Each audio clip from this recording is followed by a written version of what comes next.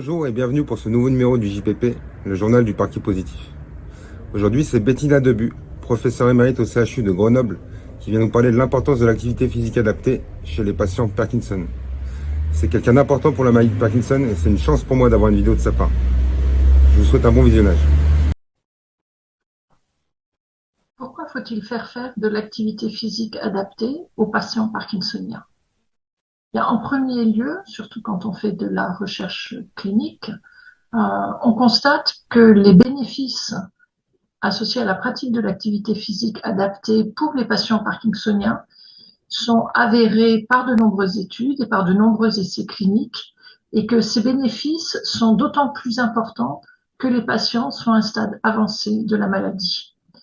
Et en lien avec ces résultats de la recherche scientifique, on constate aussi que les recommandations de la Haute Autorité de Santé insistent sur l'importance de la continuité et de la régularité de la pratique des activités physiques en dehors de la prise en charge médicale.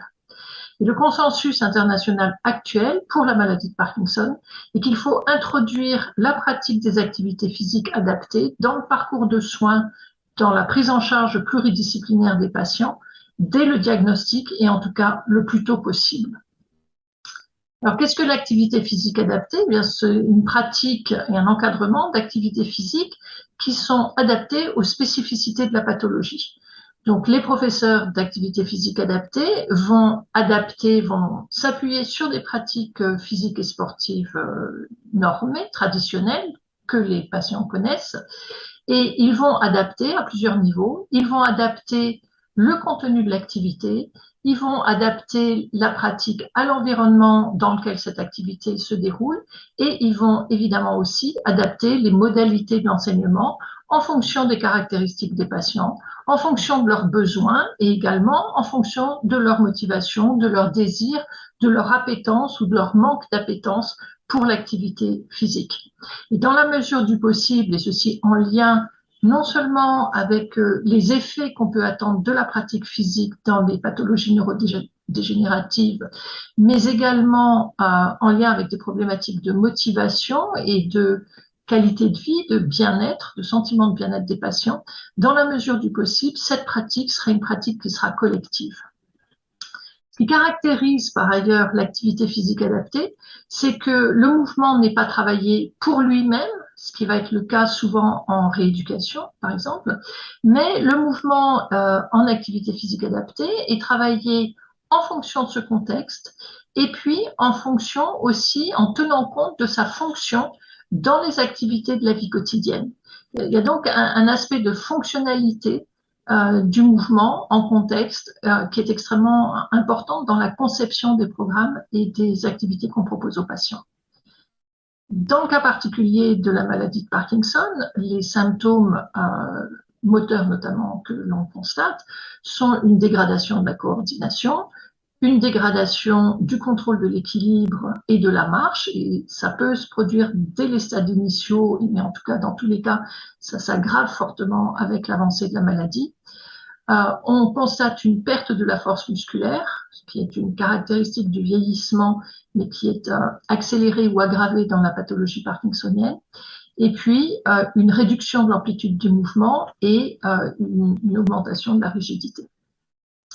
L'objectif de l'activité physique adaptée, ça va donc être d'améliorer les symptômes, dans un premier lieu, pour en tout cas une très grande majorité des patients, mais ça va être aussi de ralentir la progression de la maladie, puisque ce que les études scientifiques ont démontré, c'est que la pratique des activités physiques va activer tout un ensemble de processus qui stimulent et qui favorisent la neuroplasticité cérébrale, et donc on va utiliser l'exercice pour stimuler la neuroplasticité. Et ça va exiger des pratiques aérobies, c'est-à-dire des pratiques qui vont accroître la consommation d'oxygène et accroître la circulation d'oxygène et l'oxygénation des organes, et pour ce qui nous intéresse ici en particulier du cerveau. Ça va donc exiger notamment des activités aérobies et des activités suffisamment soutenues. Et ce qu'on appelle suffisamment soutenues, c'est-à-dire des activités à une intensité telle que ça va obliger le patient à respirer plus vite. Ça va créer une forme d'essoufflement. Et donc, on va évidemment doser l'intensité de l'effort aux capacités des patients. Ce qu'on va viser chez nos patients parkinsoniens, c'est une amélioration de leur fonctionnement moteur, mais également une amélioration de leur fonctionnement cognitif. In fine, comme l'ensemble de la prise en charge, une amélioration de la qualité de vie. Et ce que montrent certaines études, c'est qu'on va également jouer sur la qualité du sommeil. Donc, on peut viser une amélioration du sommeil et puis, paradoxalement, une réduction de la fatigue. Sur le plan cognitif, ce dont on dispose comme résultat montre que la pratique des activités physiques adaptées pour nos patients va agir plus particulièrement sur l'attention soutenue et sur la flexibilité mentale, qui sont des compétences qui se dégradent dans le cadre du déclin cognitif qu'on observe dans les stades avancés de la pathologie. La pratique de ces activités va également avoir un impact bénéfique sur la dépression. Et pour pouvoir bénéficier de ces effets très positifs de l'activité physique adaptée, il va falloir une certaine quantité de pratique. Ça, c'est un effet classique des sciences du sport et de l'entraînement. Les effets physiologiques ne s'observent que s'il y a une régularité réelle, une intensité, je l'ai dit tout à l'heure, soutenue et une fréquence suffisante. Et les recommandations actuelles des associations de médecine du sport sont des pratiques de l'ordre de 3 séances par semaine, si c'est possible. Ces séances dureront 45 à 60 minutes et elles vont associer donc des pratiques aérobies, des pratiques qui vont essouffler un peu le patient. On va beaucoup privilégier les activités locomotrices dans la maladie de Parkinson. Ça peut être de la marche, mais ça peut être du vélo, ça peut être de la natation si les patients sont en état de pratiquer la piscine.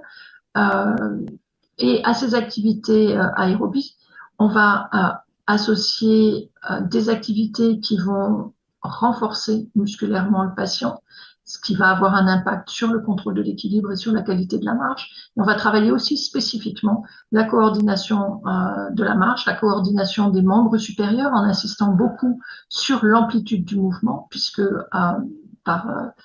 du fait des caractéristiques de la maladie, cette amplitude est réduite chez les patients. Donc, amélioration de la coordination, amélioration de l'équilibre, amélioration de la marche, renforcement musculaire et puis travail des étirements et de la souplesse.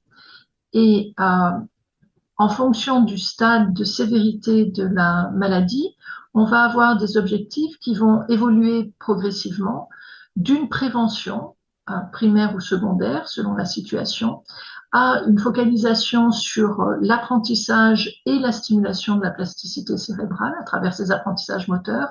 Et puis, pour les stades les plus avancés, on va travailler des stratégies de compensation pour permettre aux patients de continuer de faire les mouvements et les activités que les blocages liés à la maladie ne leur permettent plus de faire dans des conditions normales, on va dire.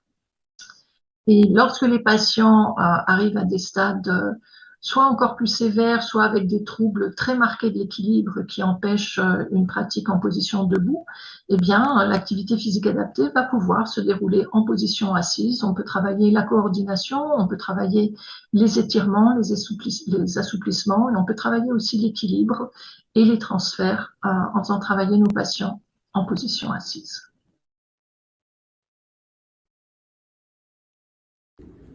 Voilà, j'espère que ça vous a plu. C'est un message important que j'essaie de faire passer depuis le début par rapport au sport. Merci au professeur Debu d'avoir pris le temps de me faire la vidéo. Merci beaucoup à Isabelle de m'aider à avoir des intervenants de qualité. Merci beaucoup Isabelle. Je vous donne rendez-vous pour un prochain numéro du JPP. Ciao.